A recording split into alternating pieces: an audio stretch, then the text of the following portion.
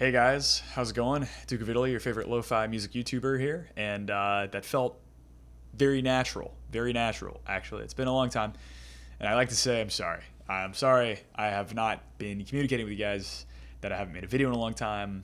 It has been half a year, probably. Does this mean I'm back?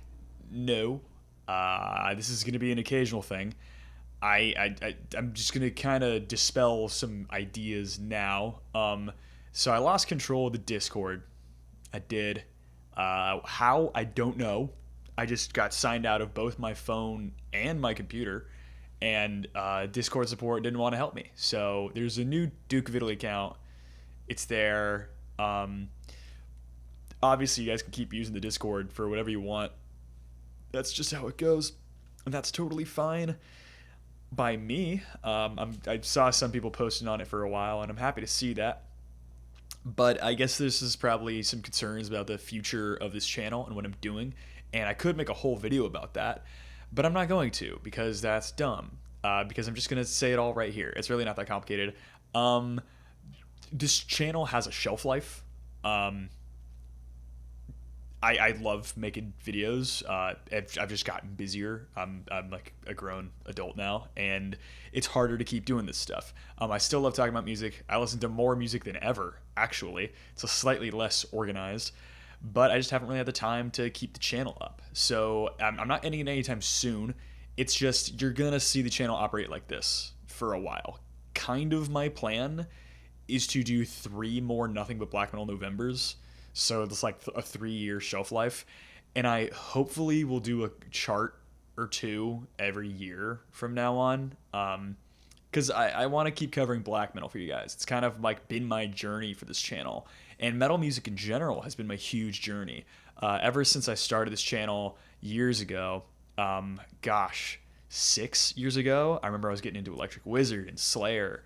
And now I'm into like Cryptopsy and like Suffocation, and I listen to like Moon Citadel and all sorts of bands like that. Metal has been kind of 50% of this channel the whole time. I've given it a lot of credit, and I'm never going to stop listening to metal. I always want to talk about it, and it's always got something going with me, and it elicits a strong emotional response. It is musically very complex, emotionally very gratifying. Metal is great music. And today I'm actually covering a topic I wanted to cover for years, actual years, and I never got around to doing it because everything was just kind of a different subgenre I never got around to.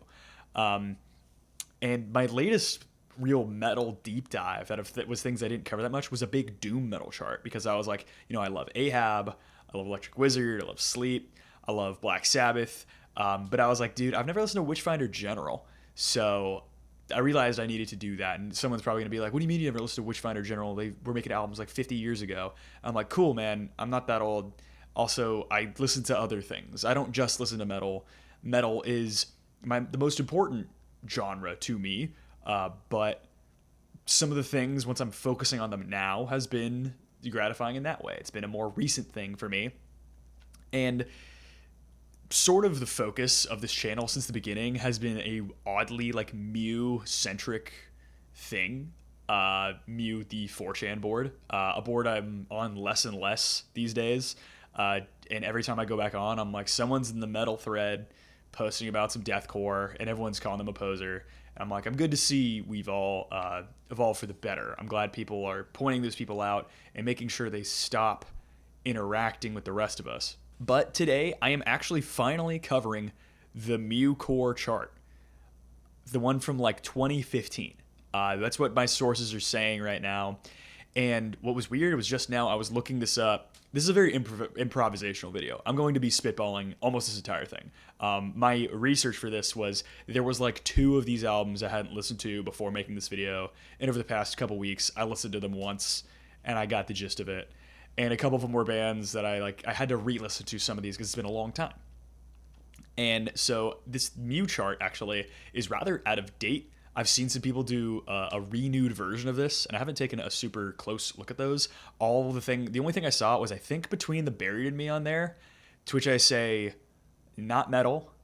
That's like prog, and it's bad. So remove that kindly.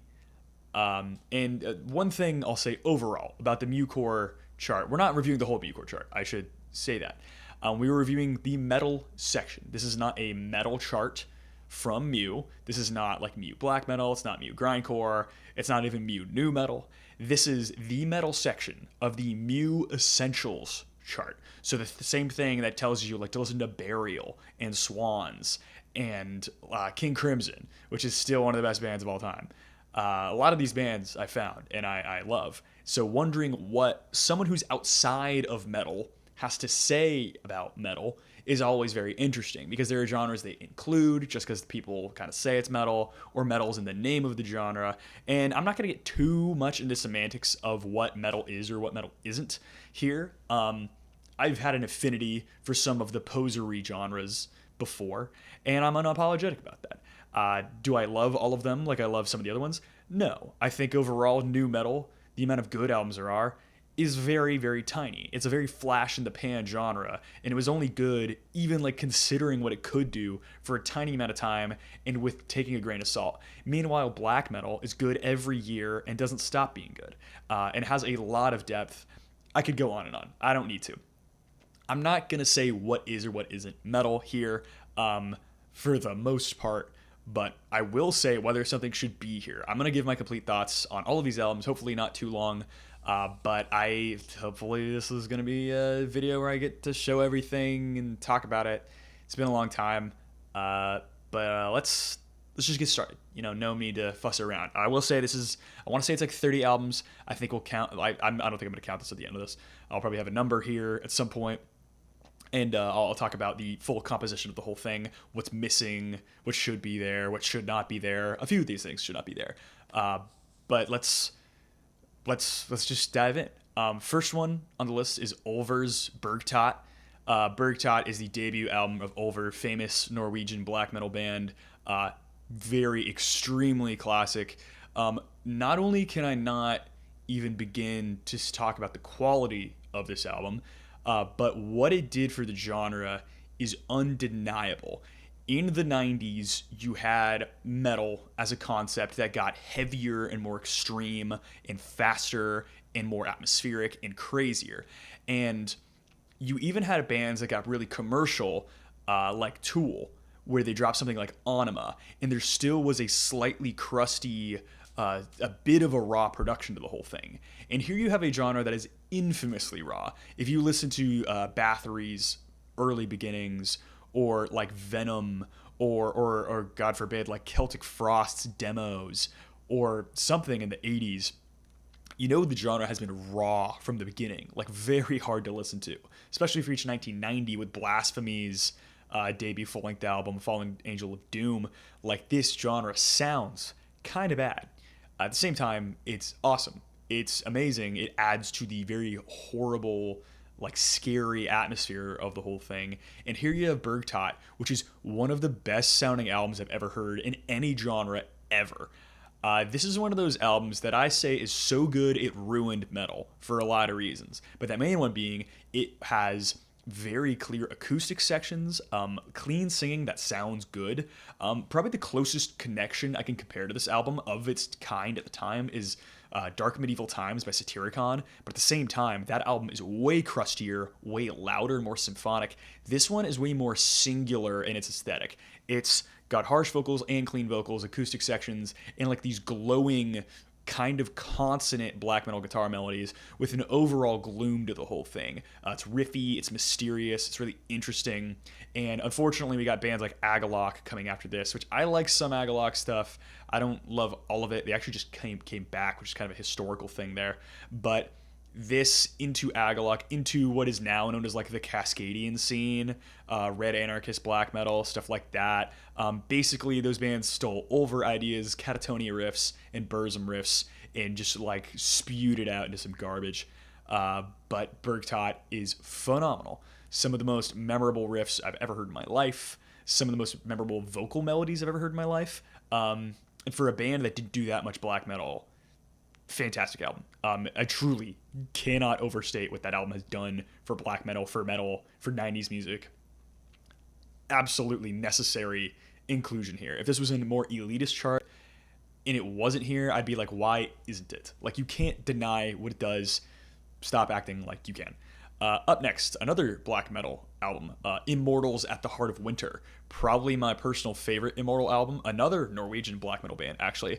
This is 1999, I guess. This is what my little website here says. And I think it's sort of like the progenitor to what was kind of going to be like a fourth wave of black metal.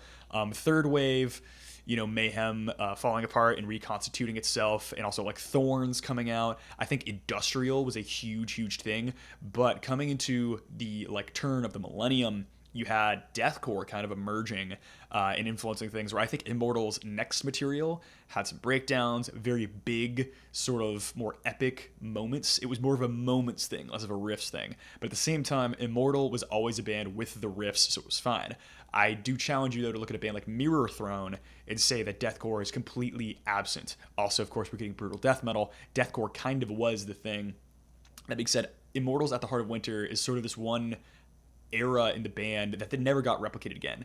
After that, they got more aggressive and thrashy, and before this, they were more raw and like more straight up black metal. But this one here has these giant, very interestingly textured, super colorfully chorded, like mega riffs, like super long-winded riffs that and also gotta mention Horg on the drums, doing like the fastest blast beats at the time. Like, maybe not as technical and intricate as someone like Hellhammer. Hellhammer has more like interesting fills, but if you want just sheer stupid speed, Horg was doing it, and Abbott also was that. This is an album that is epic in every degree. If you're into like power metal or like more like chorusy thrash metal, you would love how insane this album is. But the thing that's most shocking about it is how, even though it's so fast and so long-winded, these songs manage to find 8 minutes of length and not feel tired even a little bit. This is a fantastic, amazing black metal album. I cannot even talk enough about it. And it is an essential on this chart. Could you pick another Immortal album? Sure. It would mean something different, I think, definitely. And up next, we're starting to get into something with some controversy. Neurosis's Through Silver and Blood. This is an album I like a lot. This is a sludge metal band from like the NOLA scene of sludge, but they're very different from a band like Crowbar, from a band like I Hate God, from a band like Acid Bath. They're closer to Isis. But that being said, while Isis inspired a whole lot of other bands out there, I think without Isis you wouldn't have Pelican, Russian Circles, and the sort of modern day like post-metal scene that is like largely instrumental. Neurosis very clearly had like a big Glenn Branca like no wave thing going on there. And maybe not the Glenn Branca stuff. We'll actually get to a band that is very Glenn Branca in just a moment. This is more like Jarbo and Swans, and they even collabed with Jarbo at one point. It's very punky, very industrial, very in your face, not super colorful in the chords. It's very percussive album. In a way, it kind of does stuff that like slam and deathcore would do later on in terms of like just hard hitting. But it's also very open. You got a lot of space where the vocals are just there to like convey a ton of rage. And it's kind of like if you gave Swans like a sludge metal aesthetic, and I think it's a very good album. It's like a metal coating on top of more of a post-rock album. Not that there's anything wrong with that. I think it's a good album. Its place in metal is contentious and weird. It's good. It's a very good album. I think it's maybe even a great album, especially for someone who actually struggles with the rest of Neurosis's discography. This one has a certain amount of rage to it that is like kind of hard to capture. Also, Scott Kelly was a fantastic vocalist back in the day. He paired with Mastodon on a couple different songs. Dude did a great job. Cool, like one of the angriest albums I've ever heard personally. And it's solid. Whether it should be here, it's kind of, I would say no. I don't think it should be in the metal section. NOLA sludge is one of those weird, like, middling moments of the whole genre. And up next, we have something that's a lot more controversial. Liturgy's Aesthetica. I remember in 2019 when Liturgy's HAQQ dropped, and everyone was freaking out about it. And as a massive Anthony Fantano watcher at the time. I listened to it and I was like, I don't get it at all. Since then, I have not listened to any other Liturgy project except for like a couple clips of like people roasting it for being like hipster black metal. And here you've got the Glenn Branca thing I was talking about. This is like very big, like spammy black metal adjacent stuff. It's another thing that has like a black metal coating without like really being black metal. It's a totally different aesthetic. It's a totally different set of concepts, and it doesn't really fit the things I like about black metal. This album tries to be two different things at the same time, and these songs will often be both of those things at different times. It never fully integrates the styles, where it'll be like a somewhat okay riff into this like big spammy, like maybe kind of genty section, but it's more of like this giant big rhythmic sound that's really hard hitting, and some of those moments are better than others. I want to say like towards the second half of the album, there's a couple tracks that do it really well. I think this album never really does the black metal thing that well. Not just because it's like middle of the road, not quite consonant or dissonant, but it just kind of fits like almost this modal thing that it never quite dips into either one. It has this very weird, mysterious aura the whole time. But that being said, you can find bands that do that all the time, and that's how you know how dated this chart is. There's no Tra here. I would replace Liturgy with Tra any day. Everything Liturgy does, Tra does better. While Tra never spams the rhythmic thing, I think they just riff harder. They hit every different emotion. Like nothing's better than Tra being like partially Eisenwinter's like pop punk riffs, like a bunch of like 100 other weird influences in the middle, and like extremely neoclassical to every degree, and then like it could do the dissonant harsh black metal thing when it wants to, including with like crust punk inspired riffs. A fantastic band. If you haven't checked out Tra, I actually just saw them live in Jacksonville with Sidon, Barbalith, and Salisbury a couple weeks ago, and perfect show. One of those perfect shows I've ever seen in my life. Like a perfect lineup. Shout out Salisbury. They're a bunch of like 19-year-olds or something, and they're just ripping it up there. But Liturgy's Aesthetica, it's not an album I love. It's one I listened to, and I was like, I think it kind of passes me by. I don't like, I believe her name is Ravenna. I don't like her perspective on metal. I don't think she understands it. She wants to join it from like an anti-metal thing, and it's like, if you never understood metal, that's fine. Like, if you want to be like technical scrams, you can be. Like, no one's saying you can't be. You're not really metal. I could probably check out the other stuff, and maybe I'd like some of it more. This one wasn't really for me. Meanwhile, something that very much should be on this chart, Gorguts' Obscura, should be here. Some of the most wild, most insane sounding death metal I've ever heard in my life. So incredibly texturally alien that it's hard to understand. Like a band like Atheist does not do this. A band like, I don't know, Edge of Sanity doesn't get this weird. Opeth doesn't get this weird. Even like Tool to an extent doesn't get this weird. But this is like if Tool was on like meth. They're just so fast and so weird. And a song like Clouded, due to its sheer unrelenting dissonance, ends up being one of the most like harrowing metal songs I've ever heard. And I do mean like metal. It's still firmly in the metal sphere. Super heavy. One of the coolest things ever. You should check it out if you haven't. I'm sure if you're watching this video, you have checked it out. Worth checking out. Up next, Dark Thrones, Transylvanian Hunger, Norwegian black metal, their fourth album, like one of the most classic albums of all time, invented the like vampire aesthetic almost.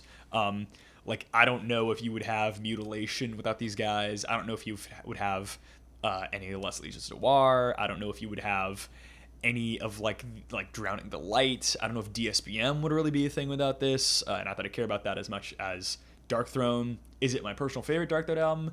I would maybe do Blazing the Northern Sky. In the Shadow of the Horns, just like the best song ever.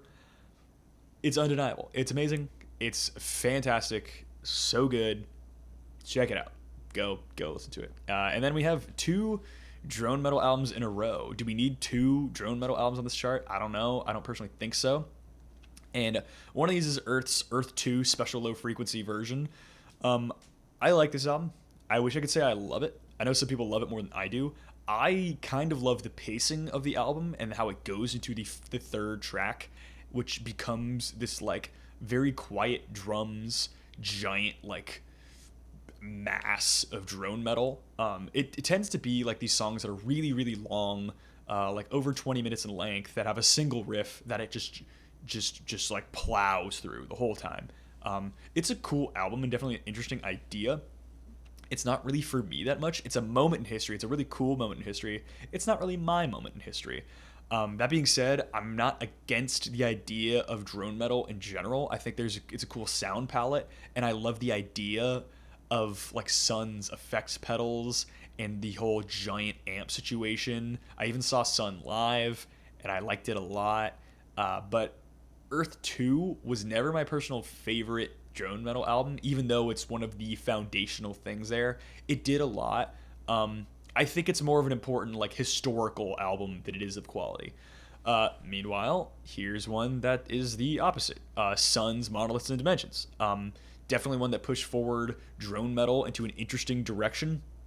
That being said, if we are Mew people and we're talking about like doom drone sludge bands that did something cool, I think Boris did this cooler than actually both of these bands. At least Monoliths and Dimensions. Monoliths and Dimensions is really cool and has a very approachable sound palette. You know, you've got like the Hungarian Choir. You've got Attila from Mayhem here doing vocals on 2 different songs. You've got a conch shell. You've got a lot of really interesting textures. And the song Alice being a tribute to Alice Coltrane. Super interesting, very unique album. And I do like the focus on these 4 like giant concepts, one per song, being this very interesting thing. Overall, Sun, Monoliths and Dimensions, I enjoy that one a lot. But personally, if I'm going to talk about a drone metal project, I would rather talk about Boris's other albums there, whether it's like Flood or Feedbacker or like Amplifier Worship. Those are all ones that I think are more interesting. Their collabs with Merzbow are fantastic. That's just a band for me that I like more. Sun, super cool though. I like Black One more than Monoliths and Dimensions because it's actually an album I actually want to talk about a little bit on this chart, because I have this concept that is not in any other metal genre. It's only a black metal thing, where you can make a black metal album that drops the metal entirely. And part of why I kind of say that is because if you look at things like there's Euronymous from Mayhem interview like before he died at some point, where he was talking about how Diamanda Galas is black metal. And obviously she does not make black metal music, but her aesthetic is very influential on black metal. There's free improv, noise, dark ambient, like electroacoustic, really avant-garde and harsh things. And black metal was kind of started as a response to the more like Apollonian approach of death metal. Like death metal was like faster, more precise, more like angry. Well, black metal was like, hey man, they were kind of the punky contrast to that. They're like, hey, we do heavy metal riffs, we wear leather, we put the paint on, and we're here to shock people and make avant-garde and angry music, and we don't want people to like it.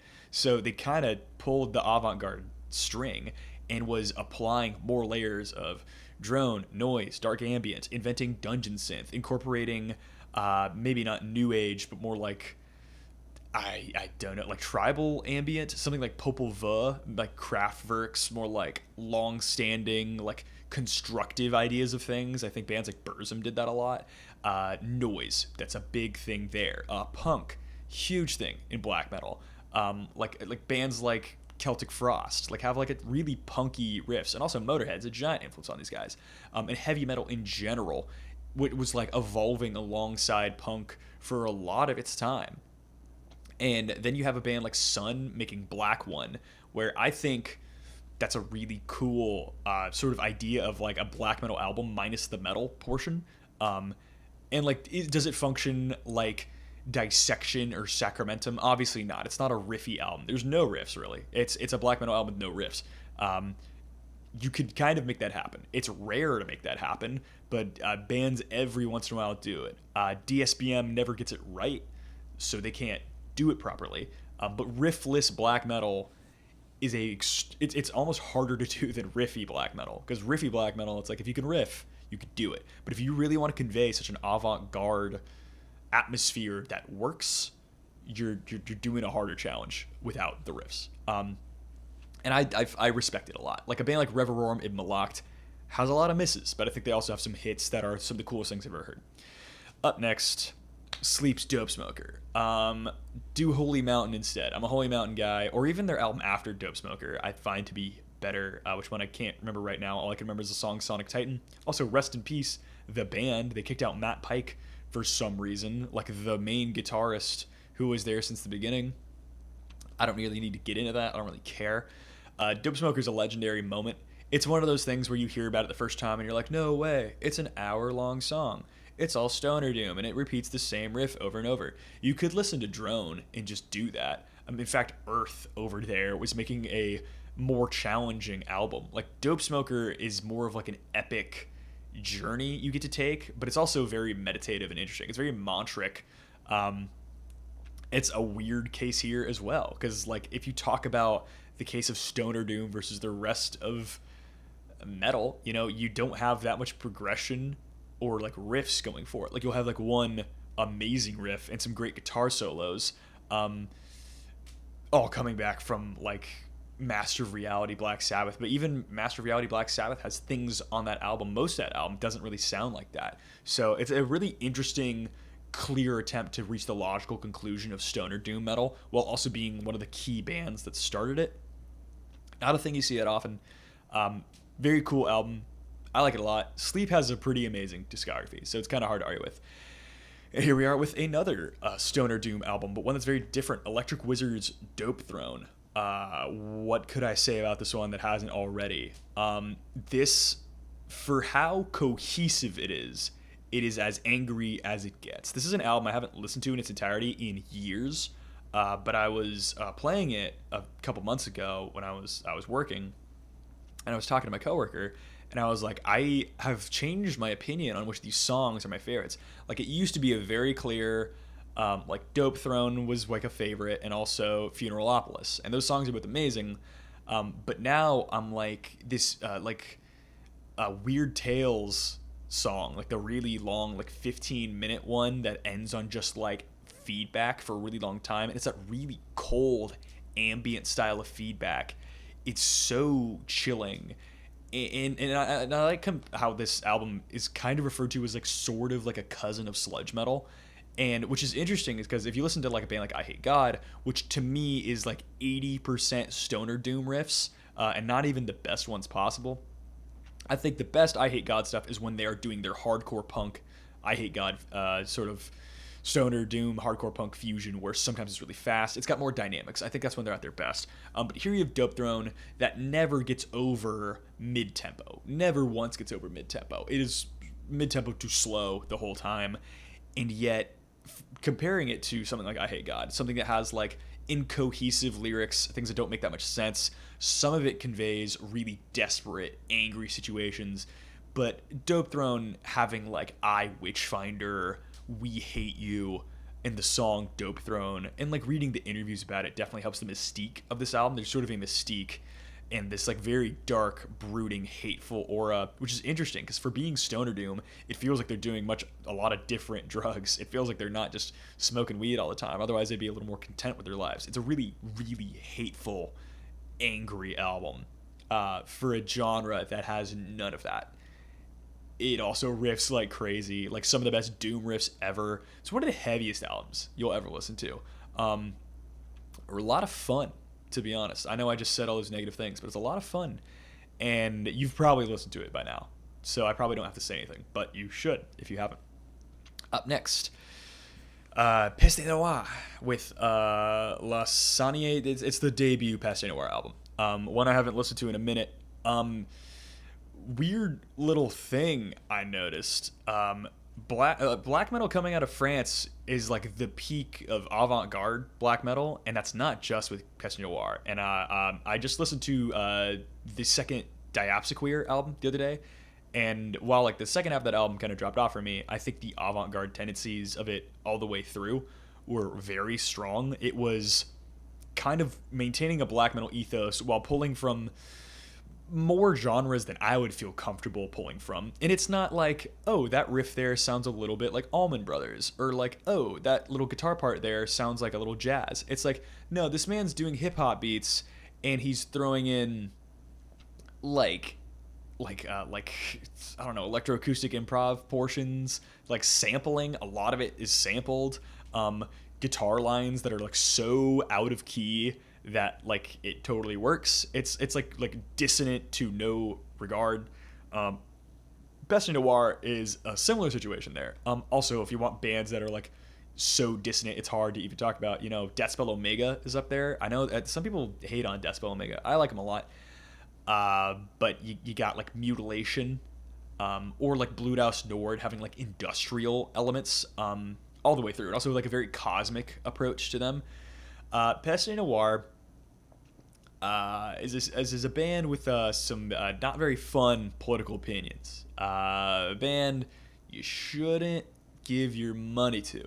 I'll say that. That being said, this is one of the best black metal albums of all time. It is certainly up there. Famine's vocals are some of those like gut-wrenching, blood-curdlingly uncomfortable things you'll ever hear. It sounds insane. Also, like, there's not that many black metal albums that you listen to and you're like, this is truly mixed to perfection. This thing sounds amazing. It's brittle and harsh beyond belief. It reminds me of listening to Philosophem for the first time by Burzum, and you're just like, wow, nothing has ever sounded like this, and it's never sounded this good, and it probably never will again. To match something that good, you're just not gonna do it.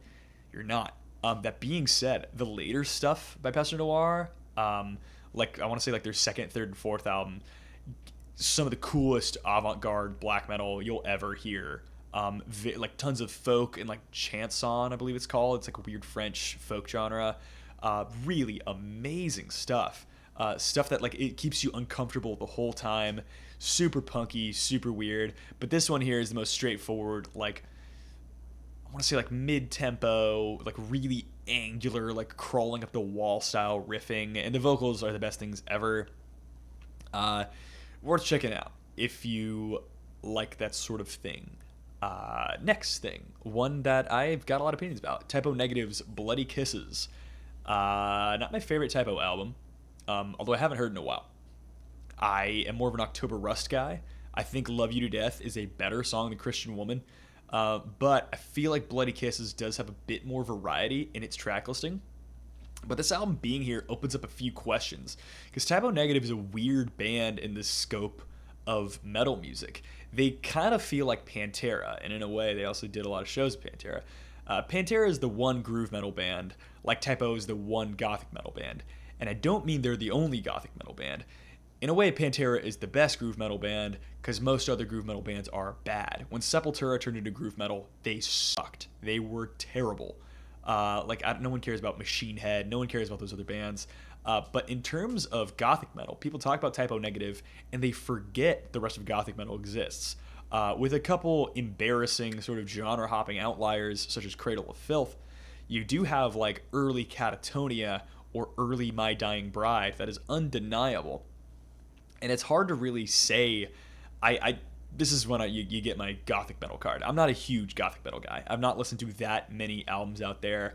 But the sort of whole idea of like melodic death doom in the 2000s seemed to be a very big Catatonia thing, influenced by a lot of those guys. Typo Negative was a very different approach. You had synths, you had like sort of a more rock and roll attitude, like chuggier doom stuff, and less of like a big overarching songwriting aspect. You know, it wasn't based on such big symphonic elements, even though there was a set of keyboards. Very unique album here. Definitely sticks out a little bit. I think if you included like the first Catatonia album, or even the second Catatonia album, or Turn Loose the Swans by My Dying Bride, which I think is a phenomenal gothic metal album. That might be my personal favorite gothic metal album, just for having the most insane textures I'll ever hear. Worth your time. Bloody Kisses is very solid. It just sticks out a little bit. And now we're on to something based. Summoning's Stronghold. Is it my favorite Summoning album? I don't know. I'm a big Minas Morgul fan. But this one probably has the most anthemic, catchy sense of singing to it. First, I should say, this is symphonic black metal in a way that's not really done by other bands. It's like epic black metal, which I've talked about like medieval black metal before. This is medieval black metal that has only drum machines, mostly synths, and all of the riffs are very slow. It'll be like multiple measures of a single note trempicked into this big soaring melody that is never below above like mid paced. It's typically around mid paced. It's a very unique expression, and it's one they're able to milk even today. They haven't made an album in, I want to say, like 9 years. With Doom We Come was their last one, but it's surprising how not boring they are this deep into their career. This album's fantastic. Long Lost to Where No Pathway Goes. I mean, the synth opening to that is like so iconic and amazing. Summoning is a band I recommend to people who listen to Sabaton, and I hate them. So I tell them to listen to Summoning instead. And they're like, but the vocals. And I'm like, stop being cringe and get used to the vocals. It's not hard. They're mixed beautifully. They have great, like, canyon type reverb, and yet they're totally legible, especially for a couple dudes from, like, Austria, who English probably isn't their first language. It sounds great. And it gets kind of actually singing-esque on this album. And if you can't get with the Lord of the Rings aesthetic, then you're the biggest nerd of all, and you shouldn't ever touch black metal or metal at all. You should go listen to your cop music and listen to Kublai Khan, and just go be a poser. Go have fun being a poser, and cry when they won't let you swing on 16-year-old girls in the mosh pit. And up next, speaking of core, Prowler in the Yard by Pig Destroyer. Based, one of the best grindcore albums I've ever heard. One of my personal favorite grindcore albums. If I had to pick one like right now, it might be this one. I will say I haven't listened to Bookburner, but I've heard the album right before it. That one was a bit of a fall off for me because it had too much metalcore going on. Pig Destroyer's Prowler in the Yard, people say it has a metalcore influence, but I don't really feel it. There's definitely there are traces of punk in here from the grindcore pacing, the sludge metal portion on Starbelly, just the super, super fast song lengths. This album's like not even a half hour long. But one thing that's really huge about this whole thing, you have some of the best like death metal style riffs here, like stuff that sounds like Entombed or Swedish death metal, and it's 1,000,000 miles per hour, and it bounces around like crazy, and then the song is done before you know it. Like, this is like if Entombed was a little faster and all the songs were under a minute and a half. And it's so angry. And I do have to point out one of the very obvious elements about this album. The opening track and the closing track is half of this. It starts out with an actual song. But they are both spoken word pieces, read by it's like a robot voice about girls in an amusement park who are like they're doing stuff to each other. I don't think I could say it on YouTube without it just banning me forever and ever and sending me to the shadow realm. But it's not inherently sexual in nature, but it is grotesque in every way possible. It's one of the most disgusting things I've ever heard in my life. And you should really listen to this album. And the atmosphere is set from that track and it's concluded with the final version. And is it cheating a little bit? Yes, but I will say, I own the CD for this, and I listen to it in my car, and I never restart the album unless it restarts itself. And every time I jump in, it's just riff city. It's just like crazy blast beats, some most aggressive, like more hardcore punk sounding vocals. Like, he's just pissed. There's a very clear high pass filter on there, which in my own music with Mutters, I have used high pass filters on my vocals to reach sort of a Pig Destroyer, like really pissed off sound. And it's not a thing I hear a lot. Some of the best vocals in grind that I've ever heard. Is it a grindcore fan's like number one pick? No, you're gonna hear Repulsion, or you're gonna hear like Deathstrike, or you're gonna hear I don't know, some other band there. But that Pig Destroyer in the scope of grindcore, strictly fantastic. Such a good album. Riffs, and that's what metal's all about. Riffs. Converge's Jane Doe. That's the next one. This is the only metalcore album I like. This is the only one. And Converge's Jane Doe. This is kind of like French screamo. If French screamo was metalcore, and it's mathcore, so it's very technical, but at the same time, I get a lot of like very momentum heavy, like hard rock, like riffiness to it. And yet there's no groove, there's nothing laid back. It's speed the whole time, but it gives me I do talk about sometimes how in the grand scheme of things, how heavy metal turned out with Black Sabbath. Black Sabbath could have gone the direction they did, or they could have ended up becoming like Queens of the Stone Age. And I think Converge is what would have been like the next step. Like if Queens of the Stone Age was considered metal, the next thing you'd get is Converge's Jane Doe.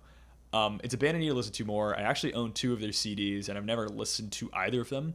And it's been a minute since I listened to Jane Doe.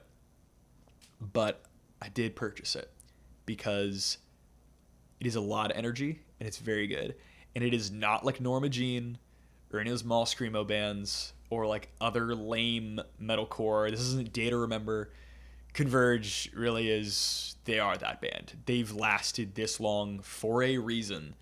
That being said, I haven't listened to their other stuff, so I'm losing my credibility here, but it's amazing.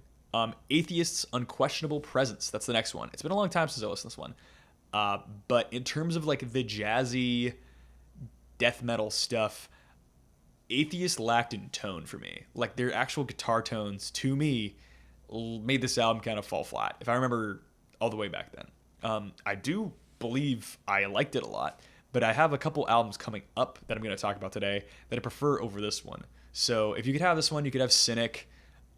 It wasn't ever really my thing that much. Like I would much prefer like Immolation on this chart. Like I like something that's more properly death metal. But you know, this one's got a lot of fans, and for good reason. Up next, Melvin's Houdini.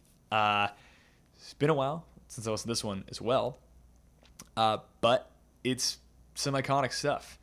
It's kind of a weird point in their career where they definitely speed up a lot of what they do. They shed off a lot of their avant-garde linings here. Like this isn't like their other albums, like the song Boris, and that song having everything being like 6-7 minutes long. It's got like a really doomy, crushing atmosphere. But Houdini is definitely like faster, tighter, riffier. It's got a punky thing going for it, but you can tell it's not like feedback laden like the stuff you would get from like your I Hate Gods or like not even Crowbar, but bands surrounding them in the NOLA scene. Houdini is a weird one. It's a really cool one. I wish Melvin's was still good. It's a cool album for sure. It doesn't really fit up here. Actual sludge metal is hard to fit within the grand scheme of metal. It's a really weird question to ask because it's so much hardcore punk, and yet it kind of pulls it in different directions. Like people talk about the first sludge metal band, and they're like, it's Black Flag, and Melvin's like they're less metal than like Soundgarden in a way. Like yes, they are more harsh, but that doesn't mean Merzbow is a metal band. That doesn't mean Einstürze Neubauten is a metal band. Which I know I said I wasn't going to talk about metal on this chart, but you know, if you're going to have Houdini, I think you could probably put in like Super Unknown. You could probably include like Alice in Chains at that point, which is up to the discretion of whoever is forming the chart at the time. But let's move on to some unquestionable metal. Demi Lich's Nespith, best vocals in death metal. It's gurgling and disgusting. Demi Lich is one of the coolest, weirdest bands out there. I like how much they sound like Gorguts in a way. Like they're very technical, undulating, like kind of a Lovecraftian sort of like writing style. In a way, it does kind of remind me of like Ulcerate, except I like them a lot more than Ulcerate, because Ulcerate doesn't just stop spamming the same guitar sound over and over and over again. And it's to the point where I'm like, you know, a song should be memorable in some way, shape, or form. I'm not a good bassist at all. I do play bass, but I'm not a good bassist. I think every song I listen to should have something that I'm like, that's a cool part.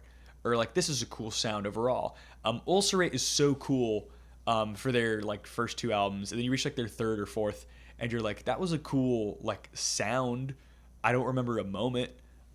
Demi Lich's Nesbitt is a very cool one. Unfortunately, impossible to find a like affordable CD copy. If I remember correctly, I think I did look for one. I actually might own one if I remember correctly, but I would have to look in my collection again. It's been a long time. But that's a great one. Super heavy, really technical, super super weird, but uncompromisingly like harsh at the same time. It's just a gross, weird album, and the vocals are iconic. It's just so iconic. Agaloc's The Mantle. That's the next one. Gosh, what can I even say about this band that hasn't been said before other than their vocals? I hate them. The dude doesn't stop whispering. Some people say this is the best metal album of all time, to which I'd say, not metal, buddy. It doesn't matter, though. We're just going to judge it on its merits. And it's very cool post-rock folk album. I don't need to drag that any more than I am. Not a lot of riffs here, but for being like taking every Ulver project at the same time and smushing them together and kind of ignoring more of the post-rock stuff that Agalock would do in their later material, such as like Ashes Against the Grain, which I liked a lot. I remember back in the day listening to that one, and I liked it more than The Mantle. The Mantle is cool, and it's very atmospheric. It's not my favorite in terms of like active listening. In terms of like the more post-rock weird stuff, there's actually some stuff we're going to talk about on this list today that I like more. Everyone considers The Mantle to be an essential thing. It's not my essential pick. Granted, there's a couple Agalock albums I haven't listened to. I've never disliked The Mantle, but I would never say it's essential to the scene of metal. It's essential for like Mew people to be like, oh, it's such a great metal thing, and it doesn't have a lot of heaviness at all. Like I mentioned with Ulver earlier, influencing this thing, it pulled more into it pulled too far into the consonants for me, and kind of lacks like the urgency that like a proper black metal album should have, or at least the angst.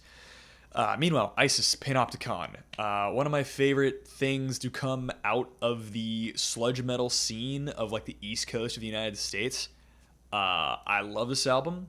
I love the like groovy, like building post-rock style instrumentals. Even though if you would compare this to a thing like God is an Astronaut or something like that, I think this mops the floor with it. I love this like I would love something like Russian Circles. It's not as urgent as something like Hella. Definitely takes its time, definitely builds in anticipation, but it does that very actively. Love that one a lot for how it does that. I know a lot of people prefer other Isis projects. I might include Oceanic up here. For me personally, I think texturally that album does more. But one's really cool.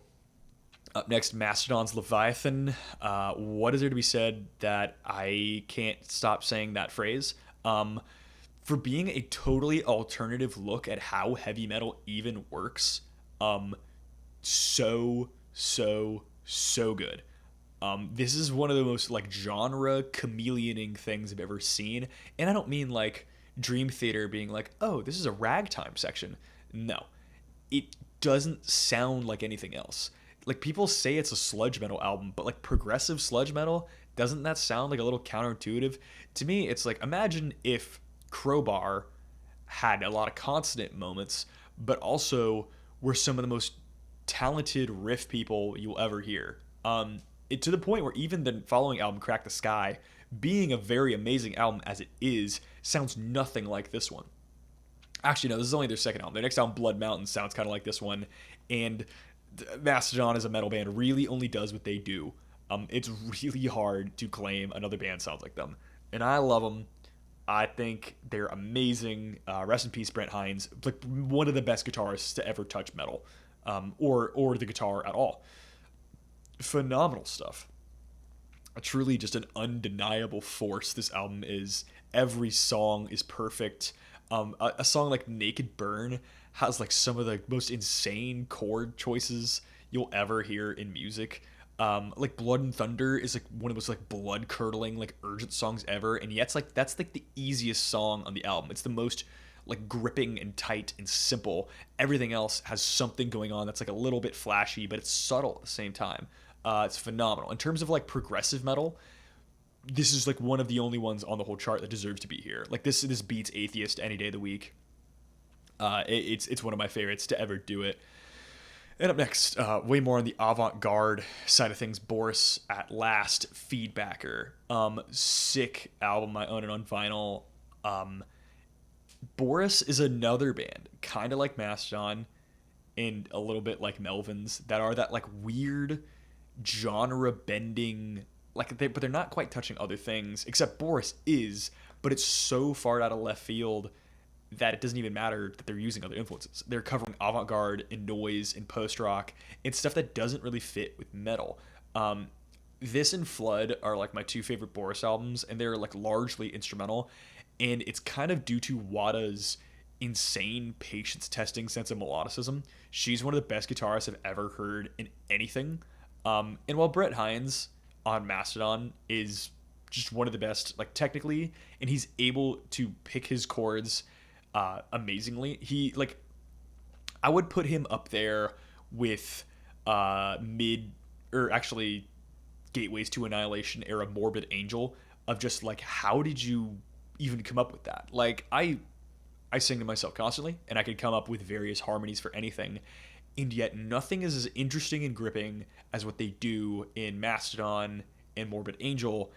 And oddly enough, with Boris, where you could hear this giant drone section, and Wada, she knows how to maintain her pace perfectly. That being said, insanely loud album, one that like has one of the best usages of like refusing to flip a side of your vinyl I've ever seen.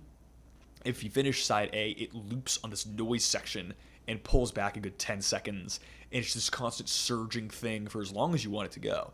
It's extremely aggressive, and it's a perfect drone, to the point where I listened to it for a good like 3 minutes last time I listened to it on vinyl before switching it. I don't know how they came up with that all in the studio, if they did. Also, for lo-fi production, interesting stuff there, but some of the most like soaring, most amazing sounds you'll ever hear in an album. It doesn't sound like other metal. Like, it doesn't really fit like other metal. Boris's whole background doesn't fit metal like that. But they're just like a band that was like never lost the vision of what rock is. Like Godspeed You Black Emperor. I like some of their stuff. Oddly enough, I like their like 2019 album more than most of their other ones.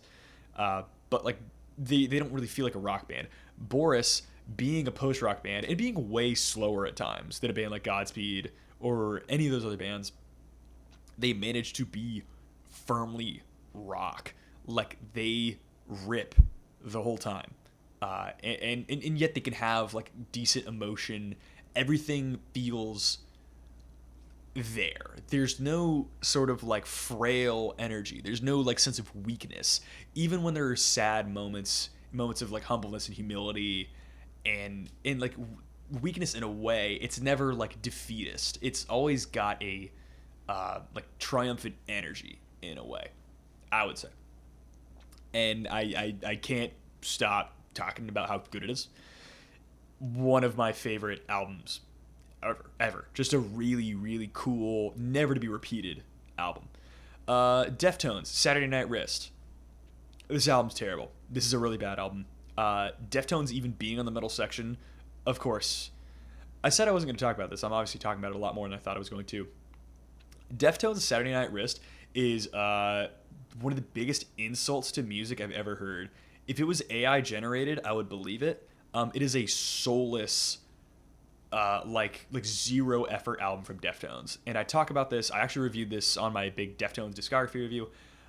Their usage of Pink Cell Phone, which is the worst song in the Deftones discography, is there because you could tell even Chino, who like has kind of been known to like kind of throw in the towel in his music a lot.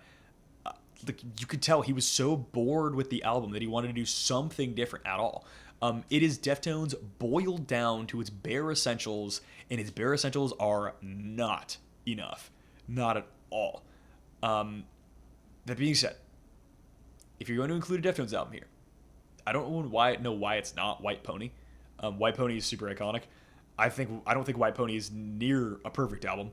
It has a lot of flaws, mainly just with the song Passenger. Like, like probably one of the worst songs off that era of Deftones, but the rest of that album is so tight and well crafted that it actually works out really well. Also, shout out Stephen Carpenter, the worst guitarist in metal music history, and yet somehow making good albums for the most part. It should be White Pony. My take is that it should be Diamond Eyes. Diamond Eyes is like the closest thing to deathcore I'll ever like, because the guitar tone is so like stupidly pitch shifted through so many pedals that you could tell it's not even playing guitar anymore. I sound like a boomer saying that. I sound like Rick Beato. But like Stephen Carpenter can't play guitar, and all he knows how to do is throw it through like 12 pedals and like do things as slow as possible. And in a way, he kind of found some gems in there. Through his like sheer lack of ability, it kind of like meant he needed to have restraint. And because he needed to have restraint, it all worked out. Not on this album though. This album is terrible. Skip it. It shouldn't be here. Pick another Deftones album. Even though having Deftones here at all, you shouldn't. You shouldn't do that. I'm tired of Deftones. Anyway, Napalm Death, Scum. It's a good album. It's not amazing. You could pick better grind. I would recommend like Repulsion, something with a little more punky actual attitude to it. I'd like Deathstrike. Deathstrike is cool. Bolt Thrower's first album, In Battle There Is No Law, probably like top 3 Bolt Thrower albums for me personally. Bolt Thrower is a weird band where like even though they kind of always suck, they're sometimes good at sucking, and that's one of them. Scum, it just like it doesn't stick. It's a grind album that doesn't stick with you that much. Like you hear it and you're like it's fun, and then it kind of goes away, and nothing wrong with that. Has a lot of history. It's foundational. It's from 1987. I mean I'd rather listen to like some Power Violence or like emo Violence over Napalm Death. There's just better grind out there. Like I'd rather listen to like Terrorizer. Other grind is out there and exists. There's even better Napalm Death, which a lot of people agree with me on. Not a bad album. It's one of those that I kind of mentioned earlier as like it's a historical point more than it is a great album. And one that's both is Cryptopsy's None So Vile, maybe my favorite death metal album of all time. And I know that's like the obvious choice, and people are like, why don't you pick something that like is like why not Deeds of Flesh? I like Deeds of Flesh. They're not the first 2 Cryptopsy albums. You could swap this one out for Blasphemy Made Flesh, which I think has a bit more consonant, like riffy melodies here, where None So Vile has more of like jumpy, stuttery moments and more technical flourishing. And yet, very critical, and yet, it never jumps the shark where something like Necrophagist Epitaph might. That being said, Necrophagist's first album is fantastic. It's their second album that I'm like, I don't need all this. You've lost the plot, like you lost the riffs. Meanwhile, you listen to Phobophile or Crown of Horns, and you tell me that there's not riffs on this album. This album riffs like crazy. Lord Worm is the goat. Flo Mounier just destroying his drum kit. Brutal death metal classic. Yeah, you could have like Deeds of Flesh on here if it makes you happy. Or you could have some Slam on here. You want some Devourment? Fine, eat some Devourment. Have fun. Not for me. Next one, Opeth, Blackwater Park. No, this one shouldn't be here, and I'll tell you why. If you're gonna go into the like melodic sing-song, like combination progressive metal, what you should have is Lateralis by Tool. Lateralis by Tool is a phenomenal album. Whether or not you call it a proper metal album, Maynard James Keenan says it's not, but it's a better one.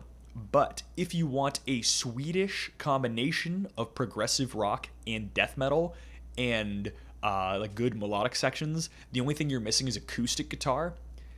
The answer is Edge of Sanity. Edge of Sanity is the answer. Their second album, Crimson is just as much a moment as Blackwater Park is, and yet it is a million times better in every way. Although that second album of theirs is my personal favorite of theirs. Here's my thing about Blackwater Park. The only thing it has over other like extreme metal bands adopting clean vocals for an album at the time, looking at you, Cryptopsy, and looking at you bands like Edge of Sanity. Michael Adderfelt, great death metal vocalist and a great clean vocalist.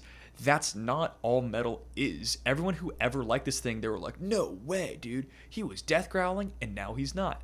That doesn't make a great album. and it doesn't make great songs here either. I like when honestly on I think it's like the last song on here. It might be called like Blackwater Park. He's it's like more rock based guitar with like a death metal tone. It's like death and roll with like very interesting sort of like more timing things on there. But the songwriting is really lackluster. I was really I hadn't heard it in years, and then I re-listened to it like a month ago, and I was like, this is really what everyone's gushing about the whole time. Seriously, listen to Edge of Sanity, and you're going to be shocked. And if you have a problem with the clean vocals on Edge of Sanity, then listen to it again and listen to the riffs, because you're going to be stunned, and that's what you need to hear in your life. Speaking of progressive things, the band that concluded metal, in my opinion, Maudlin of the Well, they are finally repressing Bath, Follow Your Body Map. I think maybe Fruit Psychobells as well. I saw Toby Driver with KO Dot a few months ago live doing material off their newest KO Dot album, and it was really cool. It's not this though. There's been nothing in my life that has made me feel more like a loser than being older than when Toby Driver was making Maudlin of the Well. And realizing that like I don't even understand how he's doing this. Very, very avant-garde, progressive metal stuff, but not in the way that Cynic is. And the way it is avant-garde, it's not like Opeth, which was just right there. Like the sort more acoustic sections is about as soft and like artsy as Opeth could get. A band like Tool has some cool ambient textures, and I think they do things really well, and they definitely have a rock root to them where they will constantly keep groove. But Maudlin of the Well is like chamber music influence, like Penderecki, and a lot of really weird influences that are so hard to ignore. These guys are up there with Gorguts as like the most technically proficient bands here, and yet you're never going to hear them spit out like, oh, this one's in 12/8, and then it's in 7/8, and then it's in 3/8, and then we repeat that 2 times, but we do it 3 total times, and then we do something different. It's not like that. It will have 4 minutes of the most lush, beautiful string arrangements you'll ever hear that turns into like death doom metal, and the vocals are so unique and strange, where he sings like almost like an indie rock singer, where not super flawed, but like a little boyish, I would say.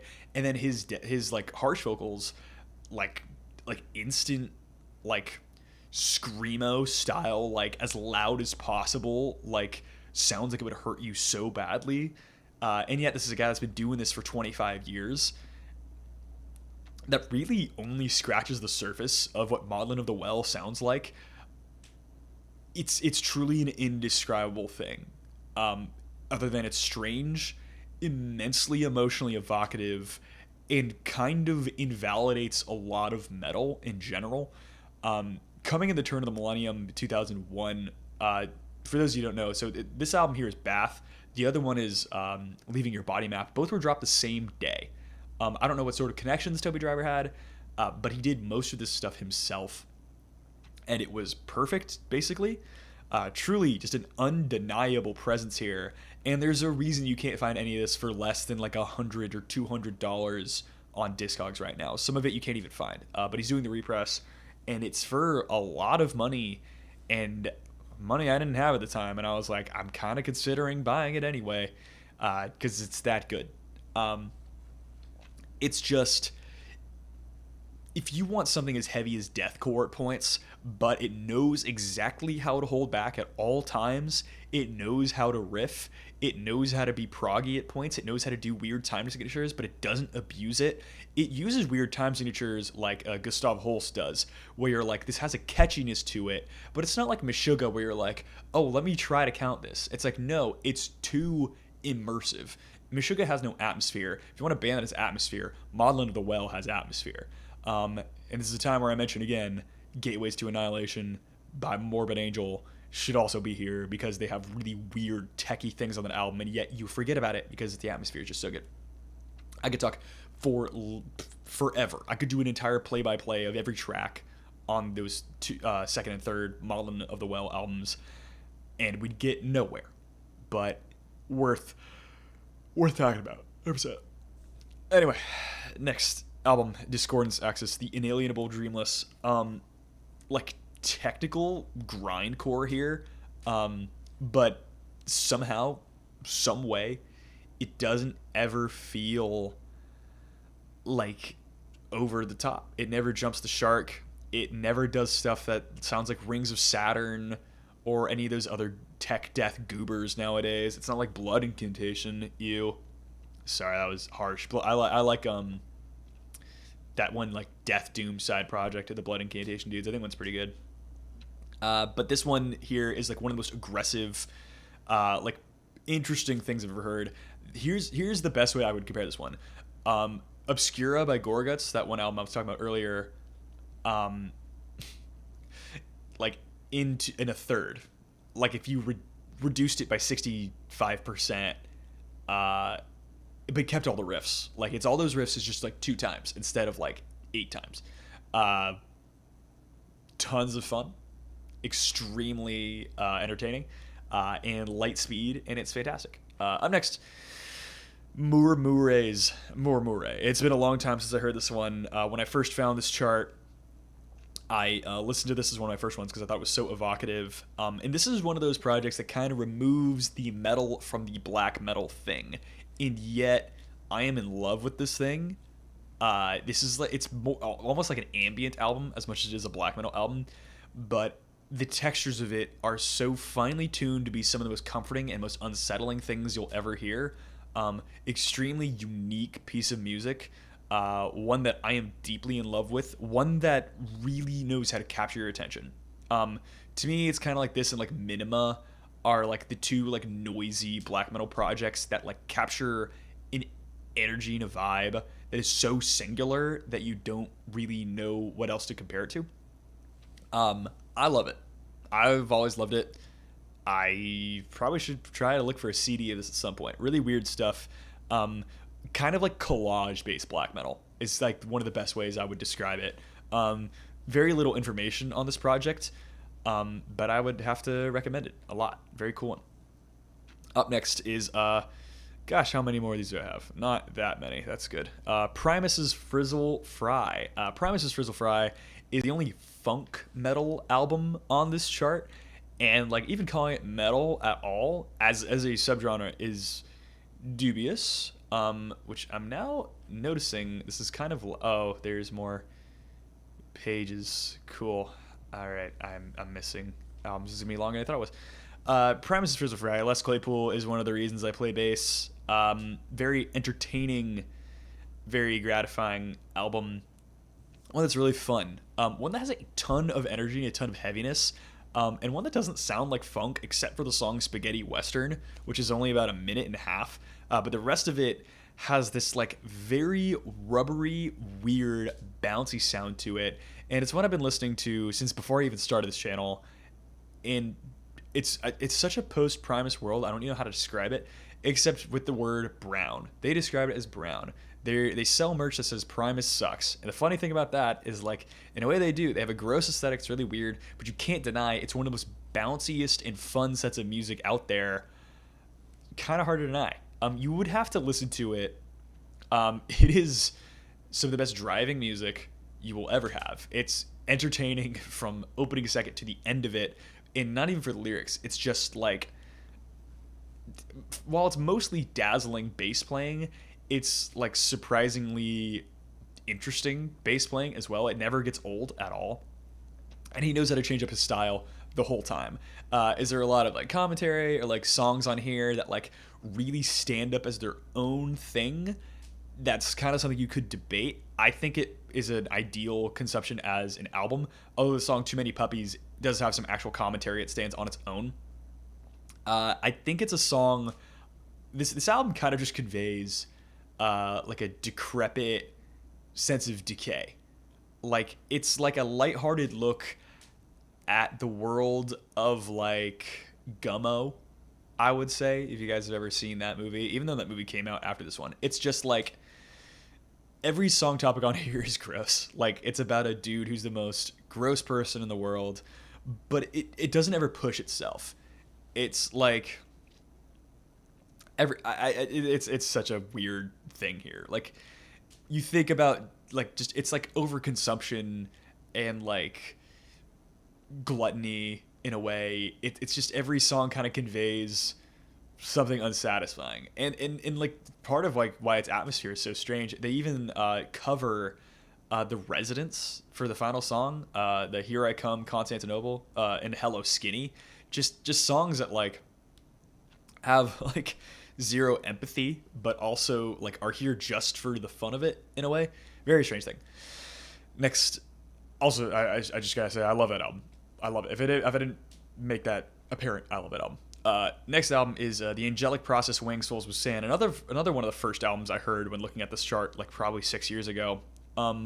Industrial metal is probably like the best classification of this thing, but it's really, really interesting because it came out about a year before Have a Nice Life was making Death Consciousness, and yet the similarities are so similar. Extremely depressing, harrowing albums with people with reputable mental health problems behind them, and like drum machines galore, entirely industrial aesthetic, ambient, harrowing, dark, ambient setup, atmosphere for days. Atmosphere is its main crux here. I think it's very different from most metal albums. This is more like an evil, dark shoegaze album. And I don't mean that in the way Deftones is. This is a way more ambitious and interesting project than Deftones ever really was. Deftones felt like they were working with what they had. They had everything, and they only knew how to make a couple things out of it. Angelic Process has nothing and knows how to do everything with it, and still knows how to be like patience testing, and gratifying at the same time. Like, just some of the most like harrowing, like staring you down types of songs here. Really an atmosphere that I don't think is copied by anything else ever. It's some of the most, gosh, how do I even describe it? It's other than the fact that it stares you down the whole time. It's and harrowing really is the word. It's just something that like is an unignorable like cosmic weight, and facing it isn't really fun. And all of the lore behind these guys, like I know Wyatt X Him made a video, and at the same time, it's hard to even confirm a lot of that stuff. Unfortunately, the other member of the band died a couple years back, and the original guy actually died not that long after releasing this album, I want to say, and they were 3 albums deep, but you cannot find any record of their first demo. Some of their early stuff is totally lost to time. The interviews are negligible at best. The official Instagram of these guys is ran by like a fan. Like more than the fact that it's just an insanely awesome, huge, shocking album that defies genre conventions of every kind. Like it's not quite industrial because it's too like, I don't know, it's too much guitar, it's too much like, it's like so digital, and yet it's not quite shoegaze because it doesn't like build the textures. It's a very stagnant album. Like, these songs will be 9 minutes long and just stick with one thing the whole time. It's an entirely singular band here. No one else has ever sounded like Angelic Process. Next band, Acid Bath, When the Kite String Pops. Now, here is a sludge metal band that is cool. And one that also sounds like nobody else. When people talk about Melvins sounds only like the Melvins, but Acid Bath sounds like 5 things at once. And pretty different things. Like, they have like obituary style, like death doom, like groaning parts that are really sick. They have like acoustic clean singing sections, and they have, for the most part, like very punky, like heavy metal songs, like thrashy, crossover thrash, like punky attitude. And yet, like, the biggest comparison you could make is like these guys are like a New Orleans version of like the grunge scene. If you just want like a filthier take on that big genre camouflage that grunge was, Acid Bath is the big thing there. Happy to say these guys have come back past few years for a very, very unique and interesting band. Rest in peace, their bassist, which I believe was the reason they weren't coming back for a long time. But a super interesting band, one that you really can't deny what they do, even if it's not your thing, and it is my thing. I haven't heard the second Acid Bath album. A lot of people talk about that one as well, but this one, super cool. Really hard to replicate what they did here. And I feel like if they, from what I've heard, their second album doesn't evolve stylistically that much. It still feels firmly like Acid Bath, but it's kind of hard to deny that what they do is pretty unique. It's a cool blend of stuff that doesn't stick out at all. It's when you think of Opeth and how they lose the idea of what death metal is. Like if you ever hear Obituary and you're like, well, I don't want to do what they do, but I want to keep making death metal. It's like, well, too bad. Because you need to know what they're doing to make death metal. You need to know what Death did. You need to know what Possessed did. You need to understand a lot of those early guys, or else why are you making death metal? Why are you here doing it? Like, Opeth kind of got so away from it. But Acid Bath, even though they don't make death metal, they're like, hey, we need a nasty, gross, disgusting, horrible, misanthropic attitude that sometimes is a little bit boneheaded. Sometimes is a little bit dumb. And I can forgive that, because I listen to Jungle Rot sometimes, so that's okay with me. Decibel Omega, Paracletus, a weird, like occultish, satanic, avant-garde, dissonant black metal band that really nothing else is like. Cool stuff. One I haven't heard in a minute. I like Furnaces of Palagenesia a little bit more. I think that one's got like more riffs, but this one is kind of like what Ulcerate does if Ulcerate didn't suck so hard. Granted, I haven't listened to the one Ulcerate album from like 5 years ago. Heard their newest one. I didn't like it, but you know, Decibel Omega, I like them. I think they're cool. They did a split with like Migwa, I think, at some point. That's pretty cool. People have problems with them. I don't. I think that they're kind of a boundary pushing band. Did they push the boundary so far they didn't know what to do with it? Maybe, but I think when you reach like Furnaces of Palagenesia, they reach a new level of consistency. I think they had some cool stuff going for them. So I can get down with it. Anyway, next one is Korn. Korn self-titled. This is their best album, and they were never good again. And that's what I got to say about that. That would piss off a lot of people if I left with that. Everyone would be mad at me for every reason. But it's true. Korn, new metal band, kind of the only ones to do this. The only ones to make a truly twisted, atmospherically, like, cruel sounding album.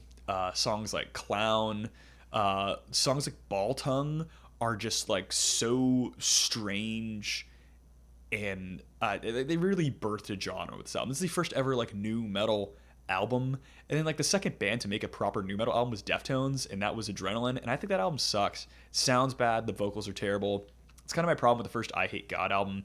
It's just like, yeah, even though you're like the genesis of a genre, it's clear it's because you don't know what you're doing. Meanwhile, Korn, they turned everything upside down. They're like, we found a singer who can't sing, we found a bass player that sounds like he's hitting like electrical wires, and we have like two guitarists where one would be fine, and yet like the groove is the whole point of it. If Korn was called a groove metal band, which in early interviews with them, they were like, we didn't think we were a metal band. We thought we were a funk band. And it's like, yeah, you're a funk band. What the heck are you doing here? Like, did you really think you were going to be there with like the Dave Matthews Band in the 90s and do jam stuff and bring like James Brown on stage? No. You guys were making songs about kids getting murdered. That's not a thing that happens. I feel like Korn didn't do it out of a sense of edginess yet. They were going to, and they were going to very soon, especially when Limp Bizkit came out. Speaking of, why isn't Significant Other on this chart? Baby, best Limp Bizkit album. But Korn's self-titled is cool. It's a cool one. Blind is awesome. Granted, there's a few caveats here. Is it like a proper metal album? Not really. Nu metal's not really a metal genre. That one's like a percussion based genre, kind of like slam, to be honest with you. At least modern day slam or beatdown hardcore, which is the worst thing ever. Some modern day slam is like kind of all right. That first Final Resting Place demo is actually pretty good. It's like doom slam. I can kind of get down with that. But Korn here definitely did a unique thing. It's a very interesting album with songs like Wood by Alice in Chains coming out like around this time. Definitely that level of dissonance hitting the charts was a new thing, and I can respect Korn for doing it. Um, I think it was a flash in the pan album to appreciate, not in the way you would appreciate other albums, or at least other metal, which I'll get into a bit more in just a moment. But I like that album a lot. I think Korn's self-titled is great. I think consequently enough, which I think I'm going to be talking about this in a moment, Slipknot's first album could also be on here. But, that one's cool to talk about. Deafheaven with Sunbather. It's their best album. Their new album sucks. I will take no criticism about it. Their last song off that new album is good, and that's the only reason people like it that much. They also haven't heard good black gaze in seemingly a decade. But again, don't listen to Deafheaven. Listen to Tra. That's all I'll say. Or Sadness, but I haven't listened to that much Sadness. Let me keep scrolling down my stuff because my website. Here we go. More metal albums. That's enough about posers like Deafheaven. Metal starts here. Thank you, albumoftheyear.org. Black Sabbath Paranoid. Yep, that should be here. If it's not, I don't know what you would have here, except a better Black Sabbath album, such as Volume 4 or Master of Reality. I'm kidding, of course. I'm not, but also those could all be here. Like if the first 6 were just like listen to this and it was Black Sabbath into Sabbath Bloody Sabbath and Sabotage, I wouldn't even be able to criticize it. That would be a perfectly reasonable thing to do. It'd be like listen to these and then you can listen to other metal. Although it's been kind of a thing lately. I've even seen it on Mew. I haven't been on a while, but I went on the other day. Sort of a resurgence of like early 70s hard rock in bands that you wouldn't normally listen to. Bands that sound like Black Sabbath, Led Zeppelin, Sir Lord Baltimore, maybe like Uriah Heep a little bit. Bands like that around that time popping off. Really cool stuff. You should listen to some of that stuff whenever you see it recommended. Bands like Rust, Gun, Suck. They're not all just like one words. Buffalo, Volcano, bands like those, if you could find them. Those are all really cool. And Paranoid by Black Sabbath is like one of the most popular metal albums of all time, and it's fantastic. I can't deny the efficacy of that one. It's great. Listen to all first 6 Black Sabbath albums. You have to. Master of Puppets by Metallica. That's really cool. It should be Ride the Lightning. Sorry, not sorry. Or it should be Metal Church, or it should be, I don't know. I like to meme. Metallica's extremely, extremely influential, but I think there's better thrash bands. Which this is a big concern about this chart. The lack of like Teutonic thrash here when there is so much American thrash. Which, let me spoiler. Megadeth's Rest in Peace, and then Slayer's Reign in Blood. You've got 3 of the big 4. Of course, the 4th one nobody cares about, but like no Overkill. You guys, I mean, you don't have any Anthrax, but like who cares? No Metal Church is a big one. No Razor. I'll be getting into that in just a moment. I've seen on other charts that they did represent Morbid Saint. Morbid Saint should be here. Morbid Saint should absolutely be here. Megadeth's Rest in Peace. Used to love that album so much. Just the best riffs like ever. Great stuff. Dave Mustaine's vocals have aged like milk, unfortunately. And some of his song topics aren't great either. But like in terms of a compositional guy, the dude knows how to write a big old song. And I think he's a good rhythm guitarist, more than he is a lead guitarist. Gotta shout him out for that. Slayer's Reign in Blood. Does it ever get any tighter and more aggressive and like fast-paced than that in thrash metal? It does when it's called Razor. But that one's like a riffier thing. This one's kind of... is there a more influential album on this list other than Reign in Blood? Same year as Master of Puppets, but like people talk about the neoclassical things in Master of Puppets, and it's like they're about to get way better, And it doesn't get that much faster than Rain and Blood with that level of cohesiveness. Like, yeah, you could name a noise grind band that's just constant 180 BPM blast beats, but what's that going to do for you? Is that really going to have the level of riffage or melodicism that Slayer has here? No. But that being said, the first 5 Slayer albums are fantastic and worth talking about, worth listening to. Hell Awaits is probably like my bottom of those. I think the other ones are cooler. Show No Mercy, banger. Listen to Show No Mercy, South of Heaven, Hell Awaits, not Hell Awaits, sorry, the one after South of Heaven, you know the one. Fantastic stuff. Slayer should be here. Slayer's probably my favorite American thrash metal band, like overall. That being said, the lack of Sepultura on this chart. Actually, there might be Sepultura on this chart. Let me hold my tongue. Up next, Candlemass Epicus Doomicus Metallicus. That's the correct choice. The invention of epic doom metal and one of the best things I've ever heard in my life. It's so awesome, so catchy. I love the how do I describe it? The vocalist on this album changed for the second, third, and fourth, and I want to say like fifth, maybe even sixth albums. And he came back. He's not the current vocalist, but he came back for a while, a couple years back. But I love how much of his falsetto and head voice he uses in this one, and it doesn't sound like King Diamond. If you guys don't like the King Diamond head voice, it doesn't sound like that. He has a very operatic style, but I love how doomy and domineering he is. He's a very immersive vocalist. Also, like, depressing, starting a whole new wave of doom metal topics here, where when you get into the other Candlemass albums, that goes all the way back to the first Black Sabbath album. It's like Christian imagery, like demons will hurt you, demons will ruin things, but this one is like fantasy, personal struggle, like suffering, like stuff that's like, dude, that's gonna show up on like Ahab, that's gonna show up in all these future doom metal projects. Like, you gotta respect this album for being so innovative, and you wouldn't have other things without this one. Speaking of Bathory, Blood, Fire, Death. Bathory, Blood, Fire, Death. This is a classic. First wave black metal, one of the best to ever do it. Is it my favorite first wave black metal album? That is a hard question. Off the top of my head, I'll say yeah. I love the grandiosity of it. I think it's kind of Bathory threading the needle at their best. Like, Quorthon is not the best guitarist around that time. Like, if you listen to like Destruction or Creator, they definitely had better guitarists. Especially Kerry King for Show No Mercy. If you want to talk about like thrash black metal being in its genesis, I don't think Bathory was the one doing it at the time.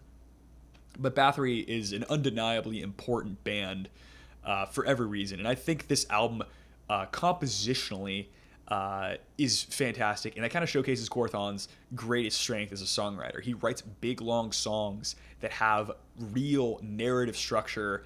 And other bands don't really do that as much as he did. Kind of an undeniable force here. Also inventing Viking metal. Dude also kind of invented black metal back then. I'd have to look at my other sources. If I had to pick like off the top of my head, I'd say like Bulldozer or like Root. Those are cool first wave black metal bands. Brazil, as a scene, did a lot of cool stuff, so gotta mention that. Up next, Death's Human. It should be Symbolic, but if I had a number 2, it would probably be Human. If it wasn't Human, it'd be Sound of Perseverance, the final Death album. Or it could even be the first Death album.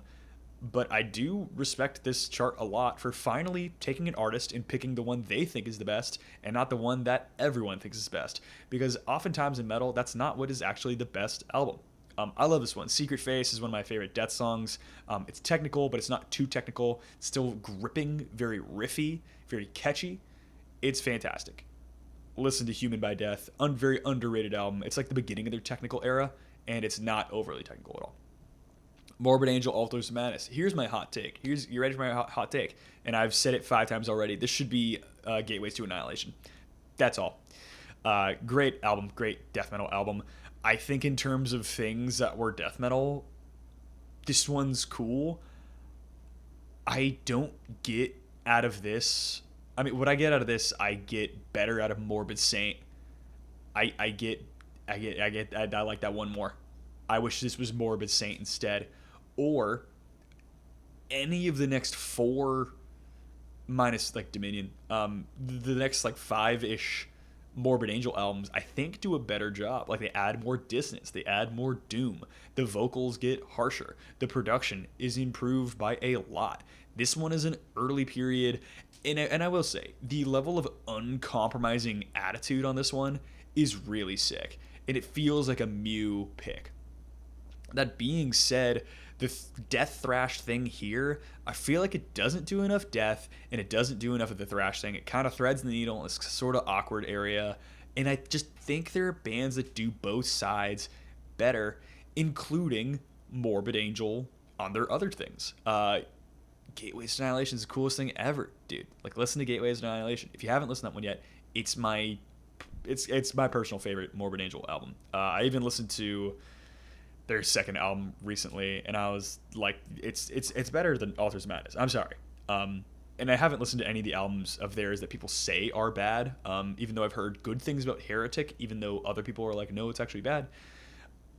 I'll make my own call on that at some point, but I really love Gateways to Annihilation. Altars Madness is obviously an essential album. That doesn't mean it has to be your essential album. Up next, Vector, Outer Isolation. I would have put this here, absolutely. And then, like, the day after I heard it for the first time, I listened to Razor, and I was like, wow, I really can't believe that a band did that. Great album. Razor is better. Sorry. Although I do love the like songwriting and the more narrative structure here, but also at the same time, sometimes I just want some riffs and I want to be fast and I want to be stupid, like, and I want them to be like melodic and climbing up the walls. Thrash metal needs to be a more rediscussed subject. We got bands like Coroner, guys. We gotta talk about that. Iron Maiden, Power Slave. It's a great one. I've always been a Number of the Beast guy. That has always been like my favorite one. And if I had to pick a number two, it would be Somewhere in Time. I think the riffs are better. After like getting more into bass playing lately, Power Slave does have a lot of really cool elements on it. And it's got a like the song Power Slave, 2 Minutes to Midnight. Aces High is an all-time fantastic Iron Maiden song. But I'm just a big Number of the Beast guy. Number of the Beast is them at their most catchy, but also still like stupidly technical.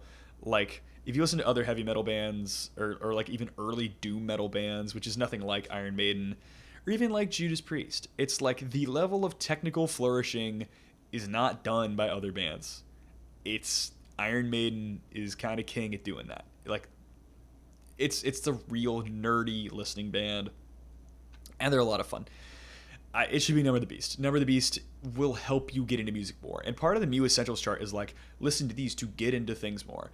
Like, I don't think Morbid Angels, like Altars Madness is a great example, but then why would you have, I don't know, like Demi Lich's Nesmith? Like, that one is a total different thing. It's getting into a different style. It's really weird. Caius is Welcome to Sky Valley. I listened to this one again recently. Josh Homme is one of the best to ever do it. I wish I could say this album gripped me as much as I would like it to. It's kind of in this like very middling zone for me. Caius is super cool and it's very well written stuff. It's an album that when it finishes, I do want more. And it's not just to re-listen to it. It's just kind of like feel like some of those songs like weren't as full as they could be. The vocalist, he doesn't do what Josh Homme does. It's just I listen to this and I wish I was listening to Queens of the Stone Age. That being said, I do need to listen to the other Caius albums. Those are actually things I haven't listened to. It does have a particularly like dirty, like punky attitude to the whole thing, despite being like this big, thick, like stoner rock, stoner doom sound. Really nothing else like it. And it feels kind of out of place here. Like, fit it with the stoner doom, stoner rock stuff, yeah, but like with other metal, it just feels a bit strange. Like some doom metal that would fit here better would be like Witchfinder General, and definitely Reverend Bizarre, like something with some serious weight and like a lot of emphasis on the composition and not on like a couple riffs. That being said, you can hear Josh Homme harmonize on this album, and it's some of the craziest, weirdest harmonies you'll ever hear on a rock album. And I gotta really shout that out. You cannot. What this album does is more impressive than what it doesn't. I'll say that.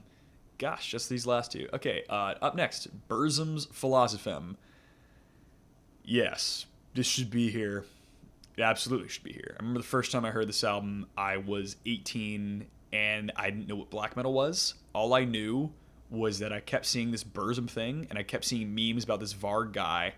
And then when I finally listened to this the first time, I was like, that's the same guy? There's no way this is the same guy. Like, that's this weirdo who talks about, like, like early life medical procedures, and like there's this band that's like they burnt like a church, like they killed a guy. What is going on with this? And yes, that's what this is.